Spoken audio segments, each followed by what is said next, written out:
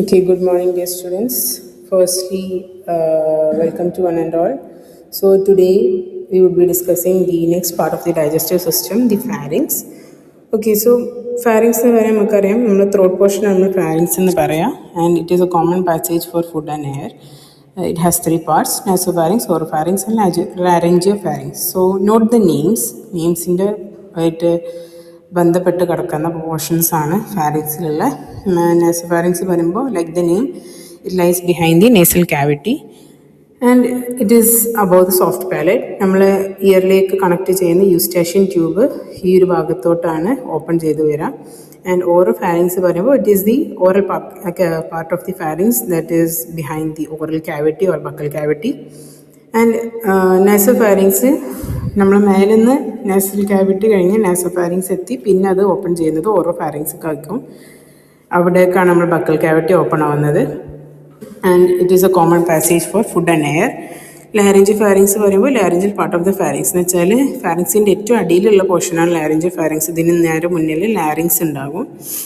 And function പറയുമ്പോൾ നമുക്കറിയാം common passage for food and air. And ഇതിൽ ഒരു സ്പെഷ്യൽ സാധനമുണ്ട്, വാൾഡേഴ്സ് റിംഗ് എന്ന് പറയും. നമ്മൾ ടോൺസിൽസ് ഒക്കെ വരുന്ന പോർഷനാണ്. 4 തരം ടോൺസിൽസ് ഉണ്ട്: pharyngeal tonsil and tubal tonsil, palatine tonsil and lingual tonsil.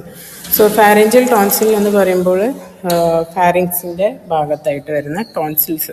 Okay, ഇവിടെ ഉള്ള ലിംഫോയിഡ് ടിഷ്യൂസാണ്. ലിംഫോയിഡ് ടിഷ്യൂ എൻലാർജ്ഡ് ആകുമ്പോൾ അതിന് അഡിനോയിഡ്സ് എന്ന് പറയും. ഇൻഫെക്ഷൻ്റെ സമയത്ത് ഇത് സ്വെല്ല് ചെയ്തിക്കാണ്ട് എന്ത് ചെയ്യും, ബ്രീത്തിങ് ഒബ്സ്ട്രക്ഷനൊക്കെ ചെയ്യും. Okay, next one is tubal tonsil. This is situated near the eustachian tube. അതിന് ചുറ്റിപ്പറ്റിയിട്ടാണ് ഇത് ഉണ്ടാകുക. ആൻഡ് പാലറ്റൈൻ ടോൺസിൽ പറയുമ്പോൾ പേര് പോലെ തന്നെ പാലറ്റിൻ്റെ ഭാഗത്ത് അല്ലെങ്കിൽ അതിൻ്റെ ബാക്കിലായിട്ടാണ് ഇത് വരിക. ആൻഡ് ഇൻഫെക്ഷൻ്റെ ഒക്കെ സമയത്ത് ടോൺസിലൈറ്റിസ്, സോർ ത്രോട്ട് എന്ന് പറയുന്ന ആ ഒരു ഇൻഫെക്ഷൻ, ഓക്കെ, നമുക്ക് ടോൺസിൽസ് എന്ന് പറയുന്ന ഇൻഫെക്ഷൻ വരുന്നത് ഈ ഒരു ടോൺസിലിനെ എഫക്റ്റ് ചെയ്യുമ്പോഴാണ്. ടോൺസിലൈറ്റിസ് എന്ന ഇൻഫെക്ഷൻ നമ്മൾ പറയും. And when this infection becomes severe, it becomes too enlarged. So sometimes it is also removed surgically and is called tonsillectomy.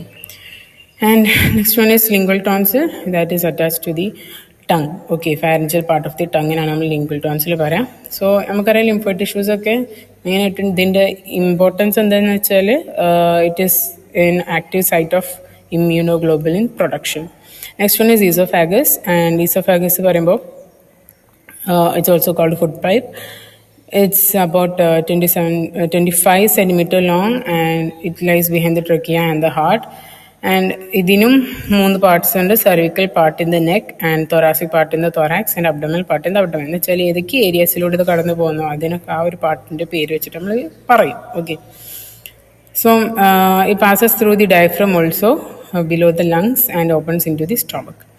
And its main function is to transfer food from pharynx to the stomach.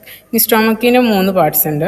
Stomach നമുക്കറിയാം ഒരു J shaped ആയിട്ടുള്ള ഓർഗനാണ്, widest organ of the alimentary canal, and it has a lesser curvature and greater curvature. Okay, ഈ lesser curvature പറഞ്ഞാൽ നമ്മൾ figure നോക്കി മനസ്സിലാവും. Left സൈഡിലുള്ള ചെറിയ വളഞ്ഞു കിടക്കുന്ന ഭാഗം. ഗ്രേറ്റർ കർവേച്ചർ പറയുമ്പോൾ പുറത്തുള്ള ഏറ്റവും കേർവ്ഡ് ആയിട്ടുള്ള ഏരിയ. ഓക്കെ, സോ ഈ ലെസർ കർവേച്ചർ ആണ് അതിൻ്റെ പോസ്റ്റീരിയർ സർഫസിൽ ഉണ്ടാകുക. ഗ്രേറ്റർ കർവേച്ചർ ആൻറ്റീരിയർ സർഫസിലാണ് ഉണ്ടാവുക. ആൻഡ് സ്റ്റൊമക്കിൻ്റെ ആവറേജ് കപ്പാസിറ്റി പറയുമ്പോൾ 1.12 to 1.7 ലിറ്റേഴ്സ്. ഓക്കെ, ഇത്രയും കപ്പാസിറ്റിയാണ് നമ്മളെ സ്റ്റൊമക്കിന് ഉണ്ടാവുക. പ്ലസ് ഇതിൽ കുറച്ച് ഭാഗങ്ങൾ, സ്റ്റൊമക്കിനെ കുറച്ച് ഭാഗങ്ങളായിട്ട് ഡിവൈഡ് ചെയ്തിട്ടുണ്ട്.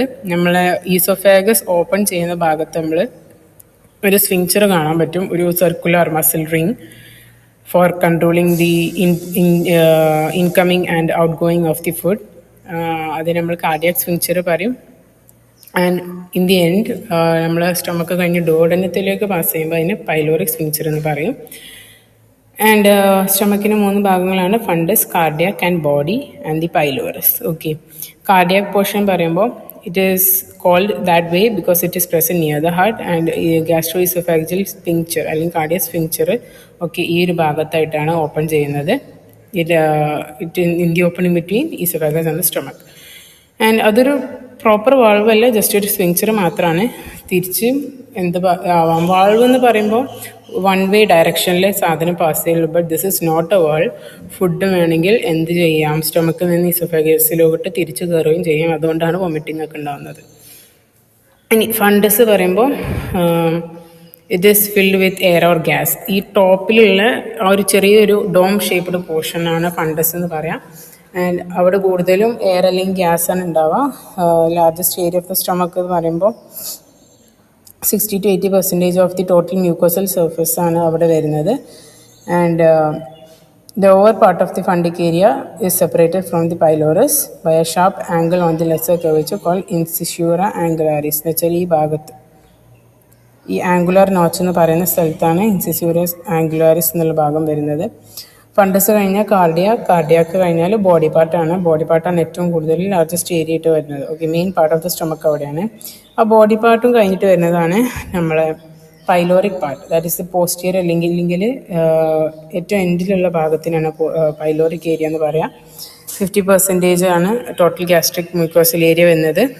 മ്യൂക്കോസൽ ഏരിയ എന്ന് ഉദ്ദേശിക്കുന്നത് സ്റ്റൊമക്കിൻ്റെ സർഫസിൻ്റെ ഏരിയ ആണ് ഉദ്ദേശിച്ചത്. ഓക്കെ, ഇനി ഈ പൈലോറിക് പാർട്ടിൻ്റെ രണ്ടെണ്ണമായിട്ട് തിരിച്ചിട്ടുണ്ട്, pyloric Antrum and pyloric canal.